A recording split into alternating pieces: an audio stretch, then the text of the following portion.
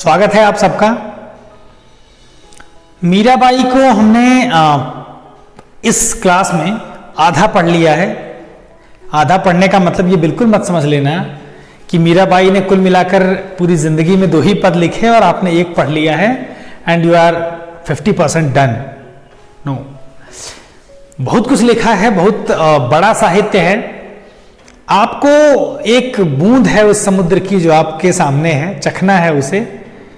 आप केवल आस्वादन करिए, केवल टेस्ट करिए और समझिए कि पद क्या है, कैसा लिखा जाता है। मीराबाई ने किस तरह के पद लिखे हैं और किस तरह की भक्ति का उन्होंने परिचय दिया है। इसलिए आपके लिए केवल ये सैंपल है, बहुत छोटा सा। मीराबाई के बारे में हम पढ़ चुके हैं कि श्री कृष्ण की अनन्य उपासिका हैं। अनन्य मतलब जिसके जैसा कोई दूसरा ना हो। जब भी भक्ति की बात की जाती है, जब भी किसी व्यक्ति के डेडिकेशन को शो करने के लिए कोई एग्जाम्पल देना होता है तो बात मीरा की आती है। मैंने पहले वीडियो में भी आपको बताया था कि मीराबाई देखो 2 तरह का प्रेम है। श्री कृष्ण का जो प्रेम के पर्याय माने जाते हैं, उन्हें 2 प्रकार के प्रेम देखिए। श्री कृष्ण से 2 तरह का प्रेम जो 2 व्यक्तियों ने किया अलग अलग, उनमें एक राधा है और एक मीरा है। करने को प्रेम तो माता पिता ने और उनके मित्रों ने और उनकी पत्नियों ने भी किया, लेकिन पत्नियों के बस नाम आते हैं। रुक्मिणी का बस नाम आप जानेंगे, बाकी उसके अलावा कोई बहुत बड़ा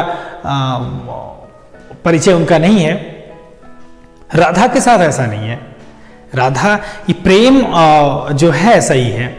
राधा प्रेम करके अमर हो गई और रुक्मिणी विवाह करके भी पूरे जीवन के लिए साथ रह करके भी वो पहचान नहीं बना सकी। तो प्रेम जो लव है, लव जब भी मैं प्रेम बात करूं, जब भी प्यार वर्ड यूज करूं, तो उसका अर्थ पहली दृष्टि में हो जाने वाला वो प्यार नहीं है जो कुछ दिनों के बाद या कुछ महीनों हफ्तों के बाद टूट जाता है।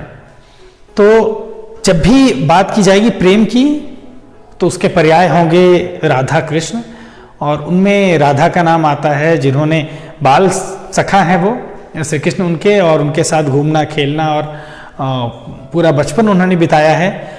और बाद में युवावस्था में भी प्रेम का जो चरम है वो राधा और श्री कृष्ण के प्रेम में देखने को मिला है। बाद में अन्योन्य कारणों से उनका विवाह न हो सका, लेकिन ये है कि जहां भी नाम लिया जाता है वहां श्री कृष्ण और के साथ राधा का नाम लिया जाता है, रुक्मिणी का नहीं, या उनकी अन्य पत्नियों का नहीं। तो राधे राधे ज्यादा प्रचलित है। आपने किसी को रुक्मिणी रुक्मिणी कहते हुए नहीं सुना होगा। राधा कृष्ण मंदिर होते हैं। मुझे जहां तक याद है, मैंने कोई ऐसा मंदिर नहीं देखा है, कोई ऐसी जगह नहीं देखी है जहां पर श्री कृष्ण के साथ रुक्मिणी की प्रतिमा या उनकी पत्नियों की में से किसी की भी एक प्रतिमा, एक मूर्ति दिखी हो सकता है कि मैं गलत हूं, मैंने नहीं देखा हो, लेकिन और अगर हो भी, अगर कहीं पर मूर्ति हो भी या चित्र में रुक्मिणी हो भी, तो भी लोगों के मन में, जनमानस में रुक्मिणी नाम नहीं है।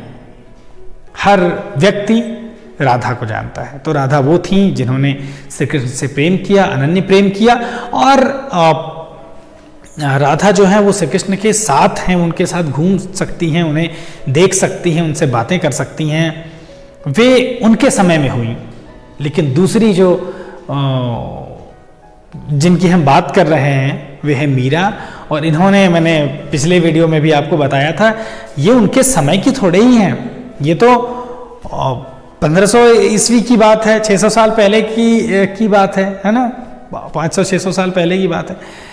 ऐसे में किसी व्यक्ति के लिए ऐसे व्यक्ति से प्रेम करना जो उपस्थित ही नहीं है, केवल एक भाव है कि हाँ वो व्यक्ति है, ये बड़ा कठिन काम है। आजकल मैं एकदम आपको मॉडर्न समय में ले आता हूँ। लॉन्ग डिस्टेंस रिलेशनशिप आपने सुना होगा ना, कई बार युवक युवतियाँ, लड़के लड़कियाँ प्रेम कर बैठते हैं और बाद में वो प्रेम टूट जाता है बहुत छोटी छोटी बातों पर। आज मैंने सुबह खबर एक पढ़ी, एक भारत के बड़े क्रिकेटर हैं शिखर धवन, ओपनिंग बल्लेबाज, उनकी पत्नी आयशा मुखर्जी के साथ उनका तलाक हुआ। कल रात को ये खबर मिली। 10 साल लगभग वे साथ रहे और उसके बाद, अब ये न्यूज़ नहीं मैं आपको बता रहा हूँ, ये बता रहा हूँ कि जो आजकल का प्रेम है और जो पहले का प्रेम है वो कितना अलग है। आप आमिर खान और किरण राव के बारे में आपने पिछले दिनों सुना होगा, आपने ऋतिक रोशन सुजैन के बारे में सुना होगा। बहुत सारे ऐसे उदाहरण आपको मिल जाएंगे जहाँ पर, और ये तो मैं बड़े बड़े नाम बता रहा हूँ, जो आम लोग हैं उनमें आप 2 महीने, 4 महीने, 6 महीने में भी आप प्रेम का होना और प्रेम का टूटना और उसमें फिर बदला लेना और मतलब रिवेंज करना और दुनिया भर की चीज़ें आप पाएंगे। ये प्रेम नहीं है, ये एक फिजिकल अट्रैक्शन है, एक आकर्षण है जो आप महसूस करते हैं, वो प्रेम नहीं है। तो प्रेम और इस अट्रैक्शन में बड़ा बारीक सा अंतर है, शुरुआत में पता ही नहीं चलता है, बस आप जो 3 मैजिकल वर्ड्स हैं वो आप बोल देते हैं और वो प्रेम मान लिया जाता है। तो ऐसा प्रेम नहीं होता है। आप राधा और मीरा के उदाहरण देखिए और फिर आप कंपेयर करिए, फिर आप अपने आप से पूछिए कि वास्तव में क्या आपका प्रेम है। तो अब हालांकि आप भी कहेंगे कि नहीं, बाकी दुनिया का तो मुझे नहीं पता, लेकिन मेरा है। आपको अगर ऐसा मान रहे हैं तो हो सकता है 1% चांस है कि हो भी, लेकिन आपको मैच्योर होने की ज़रूरत है। आप कुछ दिन और बिताइए, 2-4 साल, 6 साल, अगर आप उसे कंटिन्यू कर गए और उसके बाद भी आपका प्रेम वैसा ही बना हुआ है, तब निश्चित रूप से उसकी सराहना करनी होगी कि वह प्रेम है। जहाँ पर एक व्यक्ति के दुखी होने से दूसरा दुखी हो जाए, जहाँ पर एम्पैथी हो दोनों के बीच में, और वो 1-2 दिन नहीं, तब तक नहीं जब तक कि वो शारीरिक आकर्षण है, वो तब भी हो जब वो आकर्षण ना हो। एक इंटरमीडिएट में एक कविता मैंने पढ़ी, द ट्रू ब्यूटी। अब क्या है उसमें, उसमें कवि बताता है कि ये जो मूंगे जैसे होंठ है और तारों जैसी चमकती हुई आंखें हैं और गुलाबी गाल उसके गुलाब की तरह हैं, ये सारी चीज़ें समय आने पर डीके हो जाएंगी, मतलब ख़त्म हो जाएंगी। आपकी आंखों में वो चमक थोड़ी ही रहेगी, आपका चेहरा उतना ही सुंदर नहीं रहेगा बाद में। लेकिन वास्तव में जो ट्रू ब्यूटी है, ट्रू ब्यूटी फेस से नहीं होती है, ट्रू ब्यूटी हृदय से होती है, मन से होती है। तो जो ट्रू ब्यूटी है, जो वास्तविक सुंदरता है, वो कभी खत्म नहीं होती है।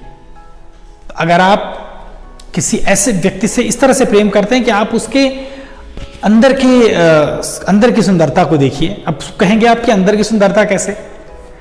तो जो आपके प्रति भाव हैं, जो आपके प्रति समर्पण है, जो आपके प्रति प्रेम है, जो सिर्फ आपके बाहरी रूपरेखा से, आपके पैसे से, आपके घर से, आपके धन वैभव से नहीं तौला जा सकता है, उसे नहीं जोड़ सकते हैं, उस प्रेम की अगर बात करें, उस भाव की अगर बात करें, तो वही सच्ची सुंदरता है किसी व्यक्ति की। अगर आपके प्रति वो भाव है तो बाकी चीज़ें तो समय के साथ आती और चली जाती हैं। तो जो फिजिकल ब्यूटी है, दैहिक सुंदरता जो है, वो तो एक न एक दिन खत्म हो जाएगी, बहुत जल्दी खत्म हो जाएगी। सुमित्रानंदन पंत भी एक कविता है उनकी, परिवर्तन, उसमें लिखते हैं कि कचों के चिकने काले व्याल, केंचुली कास सिवार। जो शुरुआत में अब देखिए, शरीर जो है, शरीर की सुंदरता उसके विभिन्न अंगों से है। बाल किसी के सुंदर है, किसी की आंखें सुंदर हैं, किसी का चेहरा। तो कह रहे हैं कि जो बाल हैं, जिनको नागिन से, काले व्यालों से जिनकी तुलना की जाती है युवावस्था में, है ना, काली नागिन के जैसी जुल्फें तेरी काली काली, सागर को मोती और सूरज को तुमने दी है लाली। जहां पर ये तुलना होती है, ऐसी बातें होती हैं कि तेरी नज़र झुके तो शाम ढले, जो उठे नज़र तो सुबह चले, है ना, या बालों को बादलों के समान कह देना। हालांकि ये सब चीज़ें बड़ी पुरानी हैं ये उपमाएं, लेकिन मैं जो बात कह रहा था उस पर आता हूं। तो वे कहते हैं कि केंचुली कास सिवार, ये जब परिवर्तन होता है, जब आप एक समय बिता लेते हैं, आप एज आपकी हो जाती है, तो केंचुली कास और सिवार के जैसे उलझे हुए और गंदे और मटमैले और सफ़ेद हो जाते हैं, फिर वो आकर्षण नहीं रह जाता। ये परिवर्तन कविता भी आप पढ़िएगा, बड़ी प्यारी कविता है। मैं बिल्कुल भटका जा रहा हूँ इस विषय से, विषय ये है नहीं आज का, लेकिन ये आदत है मेरी, और क्लासेस में तो मैं अक्सर ही भटक जाता हूँ। ये वीडियो है और यहाँ पर मैं अपने आप को पिछले कई दिनों से, मतलब एक आध साल से मैं अपने आप को रेस्ट्रिक्ट कर रहा हूँ कि मैं ज़्यादा बातें ना करूँ, सीधे सीधे मुद्दे पर आऊँ। लेकिन वही है कि वो गुम हो जाता हूँ मैं। आपसे बातें करने का बड़ा शौक़ है मुझे, बतियाने का, जो बतरस है, जो बात करने का आनंद है।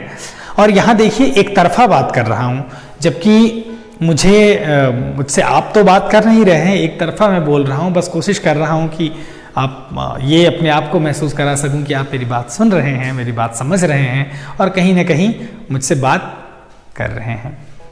तो बात प्रेम की हो रही थी, बात मीरा की होगी तो बात प्रेम की होगी ही होगी। और फिर से एक बार कहता हूँ कि मीरा जो हैं, वो जो वास्तविक समर्पित हो जाने वाला प्रेम है, उसकी ब्रांड एम्बेसडर हैं। वो उन्होंने आधारशिला रखी इस प्रेम की, उन्होंने एक ऐसा मानक तय कर दिया, जब भी बात होगी प्रेम की तो मीरा का नाम लिया जाएगा। एक भक्ति गीत भी है कि एक राधा एक मीरा दोनों ने शाम को चाहा, अंतर क्या दोनों की प्रीत में बोलो, एक प्रेम दीवानी एक दरस दीवानी। राधा को तो प्रेम चाहिए, लेकिन मीरा केवल दर्शन मात्र की प्यासी हैं, उन्हें केवल दर्शन से ही सारा सुख मिल जाएगा। तो प्रेम यही नहीं है कि आप उस व्यक्ति को छीन लें, आप उस व्यक्ति को पा जाएं हमेशा हमेशा के लिए। प्रेम वो भी है जबकि आप हमेशा उसे प्रेम करते रहें। जैसे डाली पर फूल खिला हुआ है तो फूल को तोड़ लेना और उसे अपने बालों में सजा लेना प्रेम नहीं है, उसे अपने गुलदस्ते में डाल लेना प्रेम नहीं है। प्रेम है उसे उसकी डाली पर खिले रहने देना और उसको देख करके खुश होते रहना कि हाँ ये गुलाब खिला हुआ है। तो प्रेम केवल पाने का नाम नहीं है, प्रेम खोने का नाम भी है। प्रेम दूर रह के, अब मीरा को देख लीजिए, इन्हें तो दर्शन भी नहीं हो रहा है। वो कह रही आधी रात को भी मैं आपका दर्शन चाहूंगी और आप मुझे दर्शन दीजिए। वो दर्शन तक उन्होंने देख तक नहीं सकती हैं, केवल एक कल्पना के आधार पर। उस समय चित्रकारी और पेंटिंग की कला भी ऐसी आज के जैसी नहीं विकसित रही होगी, स्वाभाविक सी बात है। तो केवल एक कल्पना के आधार पर कि श्री कृष्ण हैं, उन्होंने प्रेम किया और उस प्रेम में उन्होंने अपना घर परिवार सब छोड़ दिया। तो अब हम बाकी बातें बाद में कभी करेंगे। प्रेम एक ऐसा विषय है जिस पर बहुत बोला जा सकता है, बहुत कुछ कह सकते हैं इस पर। और प्रेम वैसे भी एक ऐसी दवा है जो एक्सपायरी डेट के बाद भी काम करती है। तो फिर कभी इस पर बात करेंगे। फिलहाल शुरू करते हैं हम दूसरा पद मीरा का। ये दूसरा भाग है इस पाठ का और इसमें हम मीराबाई का दूसरा पद पढ़ेंगे। पहले पद में हमने पढ़ा था कि मीरा कह रही है कि हे भगवान श्री कृष्ण, आप मेरे सारे दुखों को, सारी परेशानियों को दूर कीजिए। इसके लिए वे उदाहरण भी देती हैं, कहती हैं कि जिस तरह से आपने द्रौपदी की लाज बचाई, जिस तरह से आपने हाथी को बचाया, जिस तरह से आपने प्रहलाद की रक्षा की, उसी तरह से आप मेरी भी रक्षा करिए। मैं आपकी अनन्य भक्त हूँ, सेविका हूँ, दासी हूँ। दासी कहती हैं वो कि मैं आपकी दासी के जैसी हूँ और आप मुझे मेरे सारे दुखों को दूर करिए। तो आइए अब शुरू करते हैं दूसरा पद। शुरू करते हैं बिल्कुल पहली लाइन से। दूसरे पद की पहली लाइन, श्याम माने चाकर राखो जी। शब्द है श्याम। जब आप ब्रज अवधि भाषाओं के शब्द पढ़ेंगे तो वहां पर श यानी जो ये वाला श है ये नहीं प्रयोग होता है और इसकी जगह पर यही स मीन्स जो दंतव्य स है वो प्रयोग होता है। तो यहां भी और सही शब्द है क्या, श्याम, लेकिन वहां इसे लिखा गया है श्याम। वो आंचलिकता है, वो बोलचाल में वहां श ना बोल के स ही बोलते हैं। एस एच का प्रोनाउंस ना करके एस का ही प्रोनाउंस करते, इसलिए यहां लिखा भी गया है श्याम। श्याम म्हाने चाकर राखो जी। म्हाने का मतलब होता है मुझे, यानी टू मी। चाकर एक शब्द हो गया चाकर। श्याम कौन है, कौन है, श्री कृष्ण। ठीक है। म्हाने चाकर राखो जी। चाकर यानी नौकर चाकर, कई बार आप ये शब्द सुने होंगे। चाकर यानी चाकरी करने वाला, नौकरी करने वाला, नौकर, या मतलब दास के शब्द में भी लेंगे। दास वैसे तो स्लेव हो जाता है अलग, लेकिन मैं दास क्यों बता रहा हूं क्योंकि बाद में ये बोलेंगे दासी। दासी का मतलब होता है मेड, और यहां चाकर रखने का मतलब, नौकर रखने का मतलब यह है कि आप मुझे एज अ मेड रख लीजिए। कौन सा मेड, MAID, ठीक है, MADE नहीं। तो श्याम माने चाकर राखो। चाकर मतलब होता है नौकर, नौकर मतलब पेन समझ लीजिए, ठीक है। लेकिन यहां जब बात आएगी दासी की तो वहां हो जाएगा मेड, ठीक है। तो श्याम म्हाने, म्हाने मतलब मुझे, चाकर राखो जी, मुझे नौकर रख लो, यानी मैं आपकी दासी बनना चाहती हूं। दासी फेमिनिन जेंडर है और नौकर से मैस्कुलिन जेंडर का बोध होता है। गिरधारी लला, गिरधारी ये मैं आपको बता चुका हूं, फिर बताता हूं कि गिरधर या गिरधारी या गिरिधर दोनों शब्द कहते हैं, दोनों श्री कृष्ण के लिए, ये सारे शब्द श्री कृष्ण के लिए प्रयोग होते हैं। क्योंकि एक बार गोकुल वासियों को इंद्र के प्रकोप से बचाने के लिए, means once it was very heavy rain it was there in Gokul, and that time for saving everybody of that village, Sri Krishna just lifted one rock, वैसे तो माउंटेन है, पहाड़ है वो पूरा, that mountain he lifted on her little finger. So many times you will see that picture, standing Lord Krishna like this, and one mountain is there on that little finger. That's why गिर means होता है, गिरी word है, गिरी मतलब होता है पहाड़, धर मतलब होता है धारण करने वाला, मतलब किसी चीज को उठाने वाला या रखने वाला। तो गिरधर मतलब हो गया पहाड़ को उठाने वाला अपने हाथ पर। तो कौन उठाया था, श्री कृष्ण। गिरधारी लला यानी भगवान श्री कृष्ण। गिरधारी लला म्हाने चाकर राखो जी, यानी मुझे आप नौकर रख लीजिए, मुझे अपनी दासी बना लीजिए। दोनों लाइंस एक ही हैं, अंतर बस इतना है कि श्याम की जगह गिरधारी लला वर्ड यूज हो गया है, ठीक है। तो लाला यहां लिखा हुआ वो लला वर्ड है, और राम लला, गिरधारी लला, लला जो है वो ईश्वर के को संबोधित करने के सेंस में भी प्रयोग किया जाता है। बच्चे के लिए भी होता है ना। बहुत जगहों पर लाला बच्चे को कहते हैं, लाला और लाली। आप हरियाणा की तरफ जाइए, आप वेस्ट यूपी में जाइए, वहां पर लाला और लाली होते हैं, है ना। लाली मतलब छोटी बच्ची, लाला मतलब छोटा बच्चा, ठीक है। धारी लाला माने चाकर राखो जी। क्यों चाकर रखना है, क्या करना है, चाकर रहस्यू। देखो सिमिलर वर्ड्स हैं हिंदी से, इसलिए बहुत ज्यादा कंफ्यूज होने की, बहुत ज्यादा परेशान होने की जरूरत नहीं है। चाकर रहस्यू, मैं चाकर रहूंगी।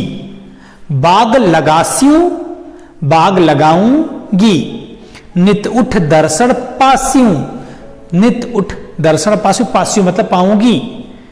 रहस्यू, लगास्यू, पास्यू, रहूंगी, लगाऊंगी, पाऊंगी। एक ही पैटर्न पे चल रहा है ना। तो क्यों मुझे आपकी दासी बनना है, why I want to be your maid, है ना। क्योंकि मैं चाकर रहस्य हूं। अगर कोई मेड है किसी का तो वो मालिक के साथ ही रहेगा ना, उसके पास ही रहेगा ना। इसी बहाने मालिक से बातचीत हो जाएगी, उनको देख सकेगा, उनके पास रह सकेगा, उनका सानिध्य मिलेगा। That's why Meera wants to be lord Krishna's maid. कह रही है कि चाकर रहस्य हूं, बाग लगासी हूं, मैं आपकी नौकरी करूंगी, बाग लगाऊंगी आपके लिए। बाग क्यों लगाऊंगी? क्योंकि उनको पेड़ पौधों के नीचे घूमना फिरना कुंजों में बड़ा अच्छा लगता है, इसलिए। तो चाकर रहस्य हूं, मैं चाकर रहूंगी, नौकरी करूंगी। बाग लगासी हूं, बाग लगाऊंगी।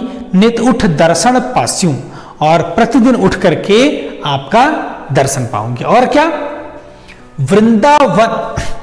तो चाकर रहस्यू, चाकर हो गया, रहस्यू, ठीक है। बाग लगास्यू, बार बार नहीं लिख रहा हूं, लगास्यू लगाऊंगी।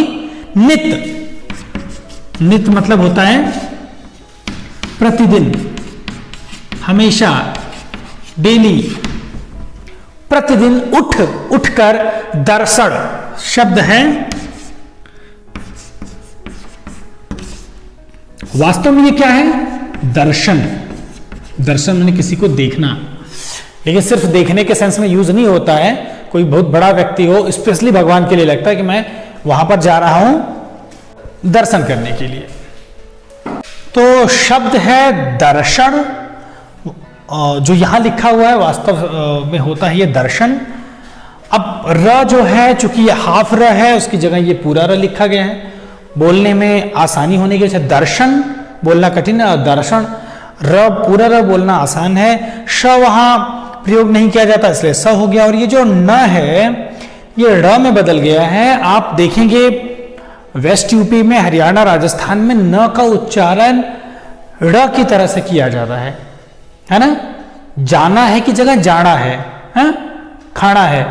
न को ड़ के रूप में उसका प्रोनाउंस करते हैं, इसलिए यहां दर्शन लिखा हुआ है। वास्तविक शब्द है दर्शन। कहती है कि चाकर रहस्यों बाग लगास्यूं, नित उठ दर्शन पास्यूं। मैं आपकी मेड रहूंगी, मैं आपकी दासी रहूंगी, मैं आपके लिए बाग लगाऊंगी, और नित उठ दर्शन पास्यूं, और मैं प्रतिदिन उठ करके आपका दर्शन करूंगी। ठीक है। और क्या? वृंदावन।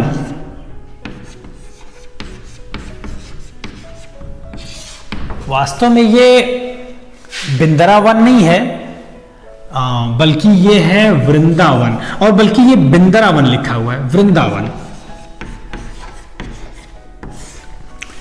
कैसे ये परिवर्तन हो गया? ऐसे व को आम बोलचाल में, मतलब आम बोलचाल तो नहीं कह सकते, गांवों में, भोजपुरी में, और जो लोग उतने पढ़े लिखे नहीं, व को ब की तरह से प्रोनाउंस करते हैं। दोनों देखने में भी एक जैसे हैं, व और ब, इसलिए। जैसे वन को बन, है ना, वन में श्री राम, भगवान श्री राम वन में चले गए, तो वो बन हो जाता है, जबकि वन है, तो व का हो गया ब। अब व्र री की मात्रा जो है, ये संस्कृत निष्ठ शब्द है, इसका प्रोनाउंस करना इसे इतना इजी नहीं होता, इसलिए ये यहां से हट गया, व का वी हो गया, है ना, व्री का वी हो गया, और र इधर बचा हुआ था ना, री की जो मात्रा थी तो इधर आके लग गई, र जैसा बन गया, तो ये हो गया बिंदरावन। ये आम बोलचाल में, गांवों में लोग जो उतने शिक्षित नहीं हैं, जिन्हें सही शब्दों का नहीं पता है, तो वो सुन करके चूंकि बोल रहे हैं, तो मुख सुख के लिए वो शब्दों को तोड़ मरोड़ करके लोग बोल लेते हैं, जिससे वो गलत प्रोनाउंसिएशन उनका धीरे धीरे प्रचलन में आ जाता है। ठीक है। य को ज बोल देना, जैसे अभी आप एक शब्द मिलेगा आपको, Jamuna, Jamuna ji, that is not Jamuna, ज दैट इज य, लेकिन य को बहुत जगह ज बोल दिया जाता है। अब क्यों बोलते हैं? बोलने की सुविधा है या क्या है, लेकिन ज बोलते हैं। यमुना का जमुना हो जाता है, यस का जस हो जाता है। ठीक है ना। तो वृंदावन जो शब्द है वो हो गया वृंदावन, ये एक जगह का नाम है। वृंदावन री, री मतलब की, वृंदावन की कुंज गली में, कुंज एक शब्द है, कुंज। तो कुंज का मतलब होता है एक ऐसी जगह, एक ऐसा प्लेस जो छोटे छोटे पौधों से और क्रीपर्स से, लताओं से घिरा रहे। मतलब कोई ऐसी जगह जिसके आसपास छोटे छोटे बहुत सारे पेड़ पौधे हों, ऊपर लताएं हों, उसको पूरा ढक दें तो वो कुंज कहलाता है। ठीक है, तो वहां पे जो वृंदावन की गलियां हैं वो पेड़ पौधों और लताओं से, क्रीपर्स उस पे लगे हुए हैं, इसलिए वो गलियां कुंज गली है। वो गली जो है कुंज गली। तो वृंदावन की कुंज गलियों में गोविंद लीला गास्यु शब्द है एक, गोविंद। ठीक है, ये लताओं या पौधों से घिरा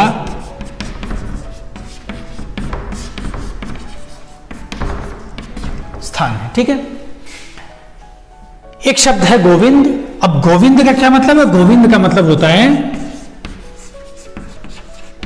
कितने सारे नाम आपको पता चल रहे हैं। गोविंद भी श्री कृष्ण को ही कहते हैं। वैसे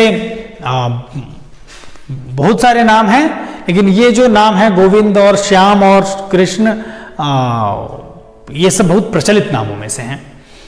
तो वृंदावन की कुंज गलियों में गोविंद लीला गास्यु, वृंदावन की कुंज गली में गोविंद लीला गास्यु। लीला मतलब होता है किसी इंसान के द्वारा किसी के द्वारा किए गए काम, लेकिन लीला जो है वो केवल ईश्वर के द्वारा किए गए कामों के बारे में के लिए यह शब्द यूज किया जाता है। क्यों?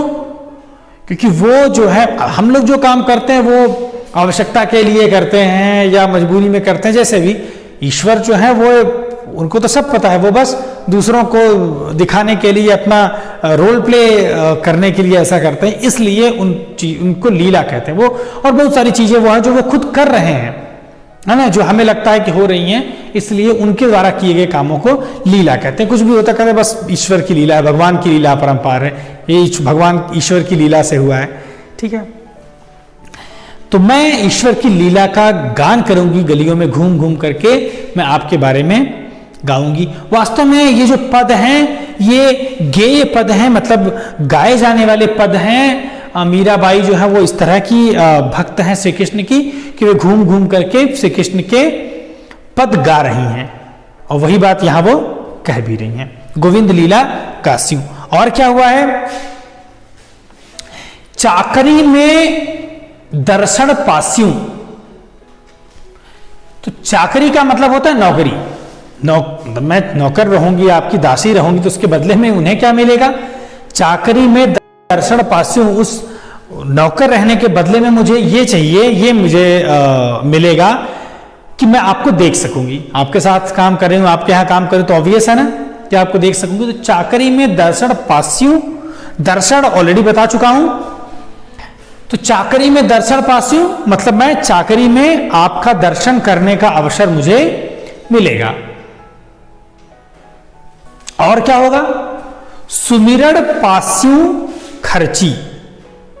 सुमिरण जैसे दर्शन का है दर्शन, वैसे सुमिरण का जो शब्द है वो है, कई जगह आपको सुमिरन मिलेगा और यहां पर ये ना की जगह ड़ है, सुमिरण। क्योंकि ड़ क्यों है मैं ऑलरेडी आपको बता चुका हूं।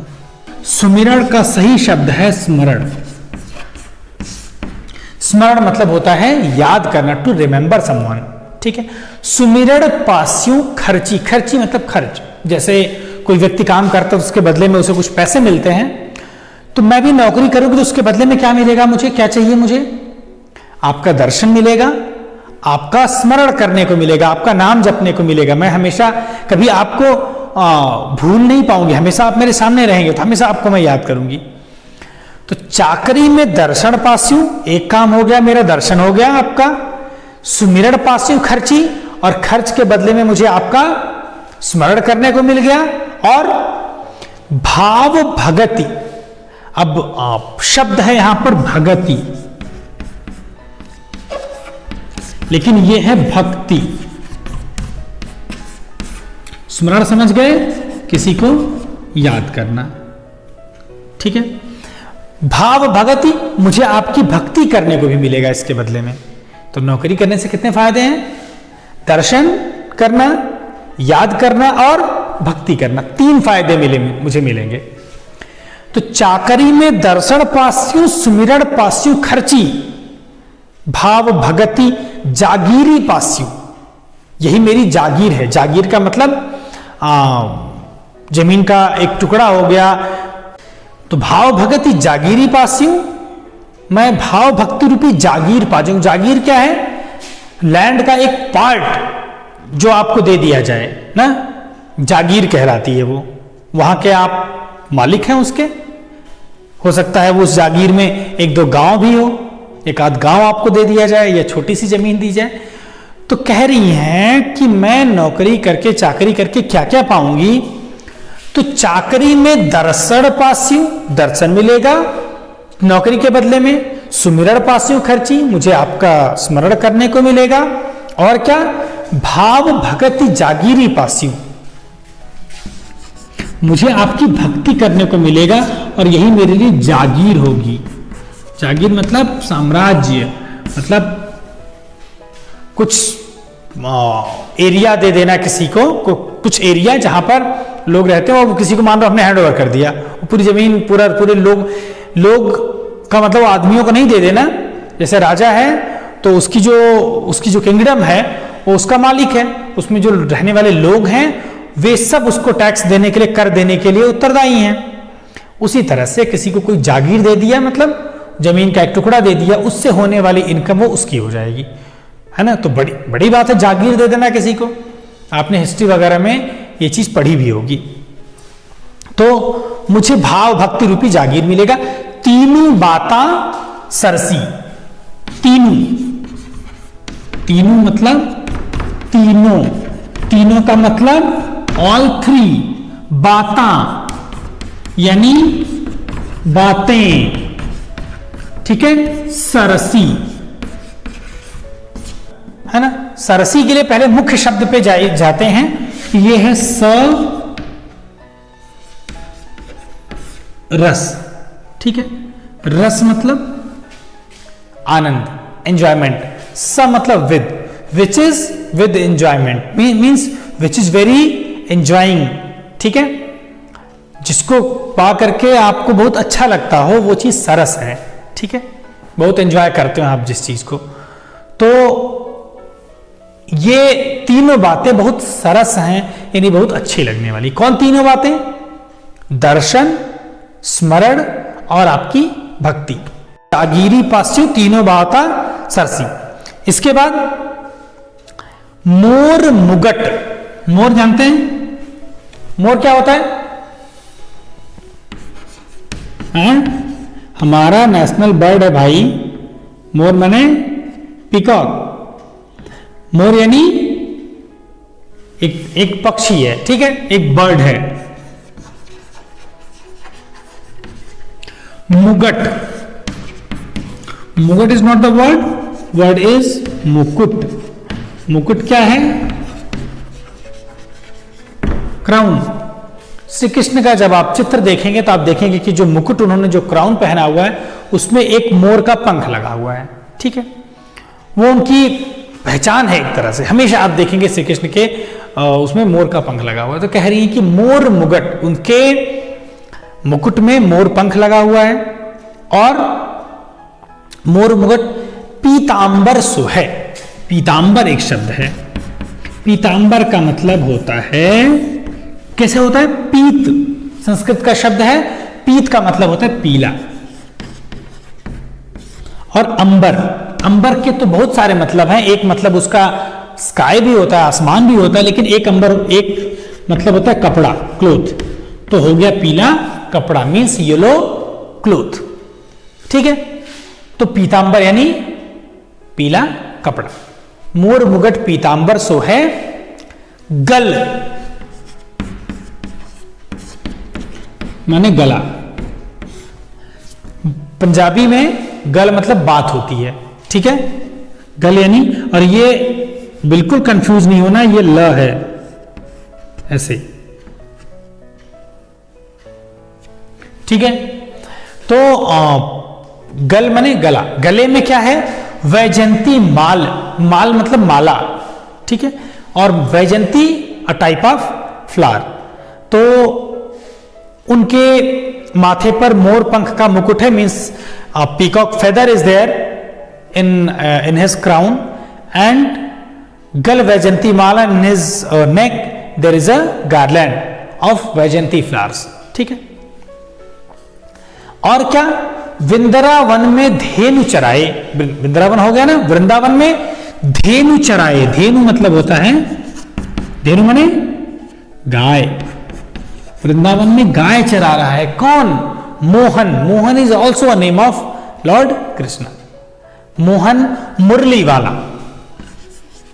मुरली, मुरली का मतलब होता है बांसुरी, बांसुरी क्या होती है आप में से ज्यादातर लोग जानते होंगे, फिर भी मैं बता दे रहा हूं, बांसुरी मतलब फ्लूट। तो वृंदावन में गाय चरा रहा है कौन, मोहन यानी श्री कृष्ण, मुरली वाला, बांसुरी वाला। आप श्री कृष्ण को जब भी देखेंगे मोरपंख और एक बांसुरी फ्लूट उनकी पहचान है। तो यहां भी वही कह रही हैं कि कृष्ण जो है वो गाय चरा रहे हैं। अब पहले जमाने में इस तरह से चीजें नहीं हुआ करती थी, व्यवसाय और ये सब, तो श्री कृष्ण भी सबसे बड़ा व्यवसाय यही था गाय पालने का। बहुत सारी गायें होती थी, उनको लेकर के सुबह चराने के लिए जंगल में जाते थे, उधर घास ग्रेजिंग करती थी वो गायें, घास चरती थी, उसके बाद शाम को वो वापस आ जाती थी। तो सारे बच्चे गांव के जाते थे, तो Krishna is also like a child, वो भगवान है लेकिन वहां पर वो नॉर्मल इंसान की तरह से रह रहे हैं, तो वो भी साथ में जा रहे हैं गाय चराने। तो इसलिए कह रही हैं कि वृंदावन में जो मोहन है, जो श्री कृष्ण है, बांसुरी वाला, वो हमेशा बांसुरी बजाते थे, तो बांसुरी वाला, बांसुरी बजाने वाला यानी जो श्री कृष्ण है वो वृंदावन में गायें चरा रहे हैं। ऐसी छवि, ऐसी इमेज मेरे मन में है, ऐसा मैं उनको देखना चाहती हूं। और क्या क्या करना है श्री कृष्ण के लिए, फिर से वहीं आ जाती हैं, कहती हैं कि ऊंचा ऊंचा महल बढ़ाऊं, ऊंचा मतलब जिसकी हाइट ज्यादा हो, ऊंचा ऊंचा मतलब खूब ऊंचे ऊंचे, बहुत ज्यादा हाइट वाले, महल मतलब पैलेस, महल जानते हैं,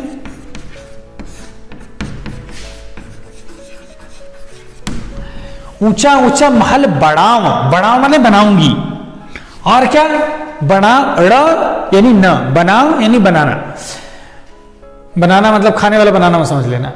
तो ऊंचा ऊंचा महल बना, मैं उनके लिए ऊंचे ऊंचे महल बनाऊंगी, और क्या, बिच बिच राखूं बारी, बारी माने फुलवारी, ठीक है, यानी फुलवारी क्या, गार्डन, ठीक है, मैं ऊंचे ऊंचे महल बनाऊंगी उनके लिए, बीच बीच में फुलवारी लगाऊंगी, गार्डन बनाऊंगी, जो भी चीजें उनको अच्छी लगती हैं वो सब काम मैं करूंगी। ठीक है, तो मीरा ऊंचे ऊंचे महल बनाना चाह रही हैं, बीच बीच में फुलवारी बनाएंगी। क्यों ये सब कर रही हैं, क्योंकि कह रही है कि श्री कृष्ण को ये सब अच्छा लगता है, तो जो जो उनको अच्छा लगता है वो सारे काम मैं करूंगी। तो रसखान जो है, अभी याद आए मुझे, रसखान एक बड़े कृष्ण भक्ति के कवि हैं, बड़े कृष्ण भक्त कवि हैं, और एक उनका सवैया है, सवैया लिखने के लिए जाने जाते हैं। कहते हैं, लिखते हैं कि एक गोपी है, मतलब जो उनके गांव की एक लड़की है, वो श्री कृष्ण से प्रेम करती है और वो श्री कृष्ण के लिए कुछ भी करने के लिए तैयार है। तो कहती है अपनी सहेली से कि मोर पखा सिर ऊपर राखी हों, गुंज की माला गले पहिराऊंगी, ओढ़ी पितांबर लय लकुटी संग, गोधन ग्वारन संग फिराऊंगी, भावतो मोही मेरो रसखान, सो तेरे कहे सब स्वांग कराऊंगी, या मुरली मुरलीधर की, अधरा न धरी अधरा न धराऊंगी। बड़ी फेमस लाइन है ये, कभी आप हिंदी साहित्य में पढ़ेंगे इसे, कि या मुरली मुरलीधर की, अधरा न धरी अधरा न धराऊंगी। तो कहती सब कुछ करूंगी मैं, जैसा जैसा तुम कहोगी सब करूंगी, लेकिन बांसुरी में नहीं हाथ में लूंगी, बांसुरी अपने होठ पर नहीं रखूंगी, क्योंकि बांसुरी से उनको बड़ी ईर्ष्या है गोपियों को। श्री कृष्ण हमेशा बांसुरी लिए रहते हैं ना, तो गोपियां उससे चिढ़ती हैं, इसलिए कहती है सब करूंगी, मोरपंख लगा लूंगी, पीतांबर ओढ़ लूंगी, लाठी ले लूंगी, जो जो श्री कृष्ण को अच्छा लगता है हर काम मैं करूंगी, लेकिन इस बांसुरी से बड़ी ईर्ष्या है मुझे, बड़ी जेलस वो फील करती है, कहती कि ये मैं अपने होठों पर नहीं लगाऊंगी। यहां मीरा के साथ ऐसा नहीं है, वो सारे काम करना चाहती हैं जो श्री कृष्ण को अच्छा लगता है। तो कहती है कि ऊंचा ऊंचा महल बढ़ाऊं, बिच बिच राखो बारी, बीच बीच में फुलवारी लगाऊंगी।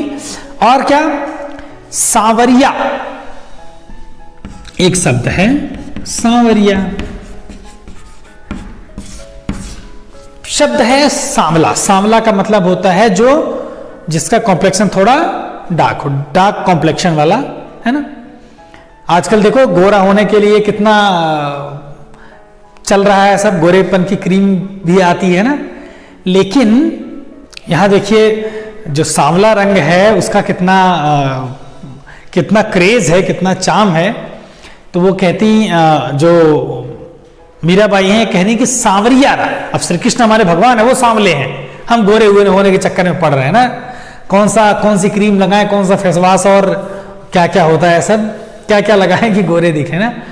तो कह रही सांवरिया रा दर्शन पास्यू, सांवरिया रा, सांवरिया का, सांवरिया कौन, श्री कृष्ण, श्री कृष्ण का दर्शन पाऊंगी। पहर कुसुम्बी साड़ी, पहर माने पहन कर, पहर मतलब कुछ और मत समझ लेना, पहर का मतलब और भी होता है। दोपहर में जो पहर है वो टाइम का मतलब एक ड्यूरेशन है समय का पहर, लेकिन यहां पर पहन करके कुसुम्बी,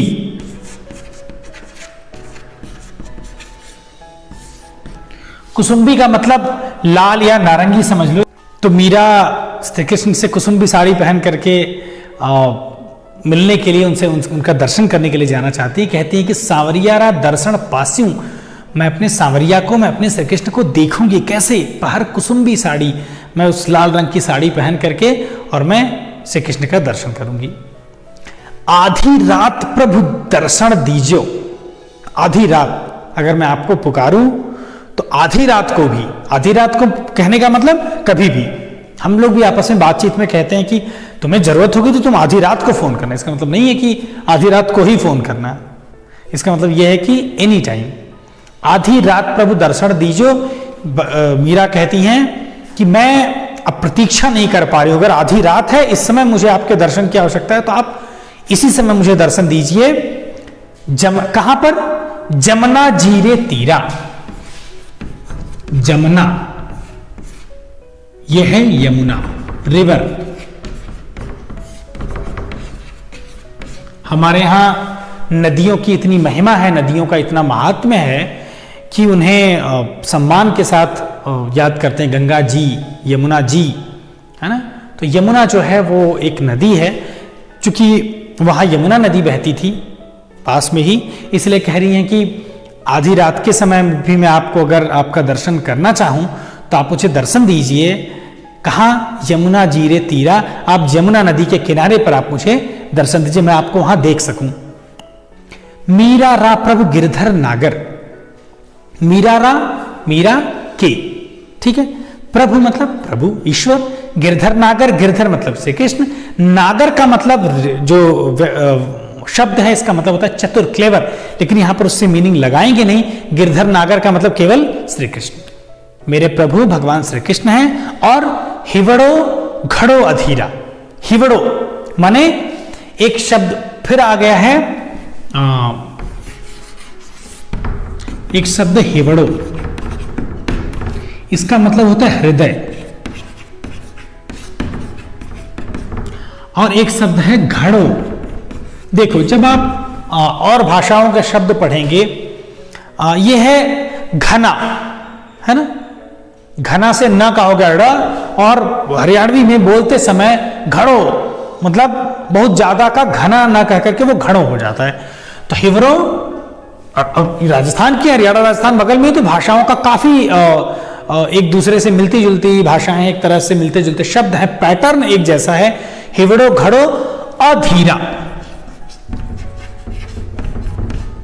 घड़ो मतलब घना, बहुत ज्यादा, अधीरा, धीर का मतलब होता है धैर्य, अ लग गया तो उसका ऑपोजिट हो गया, धीर जिसके अंदर है धैर्यवान यानी पेशेंट, और अधीरा मतलब इम्पेशेंट, मतलब अधीर, अधैर्य होना मतलब पेशेंस का न होना। तो मीराबाई कह रही हैं कि आप मुझे, जब भी मैं आपको पुकारूं कि आप मुझे दर्शन दीजिए, क्योंकि मेरे हृदय में बहुत ज्यादा इम्पेशेंस है, मतलब मैं पेशेंस नहीं है मेरे अंदर, मैं प्रतीक्षा नहीं कर पा रही हूं, इसलिए जब भी मैं आपको पुकारूंगी तो आप मुझे दर्शन दीजिए, ठीक है। तो तो मीरा करना क्या क्या चाहती है श्री कृष्ण के लिए, ये बात हो गई।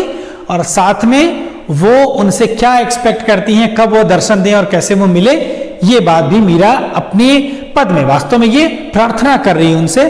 और इस प्रार्थना में मीरा अपने प्रभु यानी भगवान श्री कृष्ण से कहती हैं। ठीक है,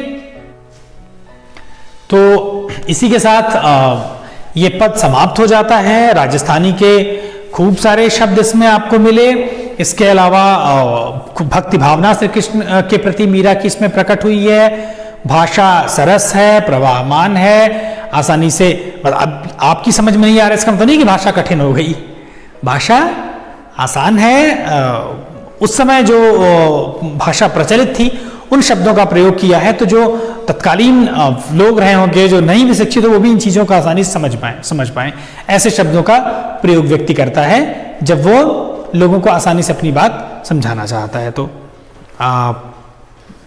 बाकी अब मैंने आपको पहले भी बताया कि ये गेय पद हैं, गाया जा सकता इन्हें, संगीतात्मकता है, गीतात्मकता है। हाँ, कभी आप इनके पदों को संगीत के साथ गाते हुए भी आप देखेंगे। मीरा के बहुत सारे पद हैं जो भजन के रूप में गाए जाते हैं। ठीक है, तो बातें थोड़ी ज़्यादा लंबी हो गई, इसलिए अपनी बात यहीं समाप्त करता हूँ। अगले पाठ के साथ अगले दिन फिर मिलेंगे, तब तक के लिए नमस्कार।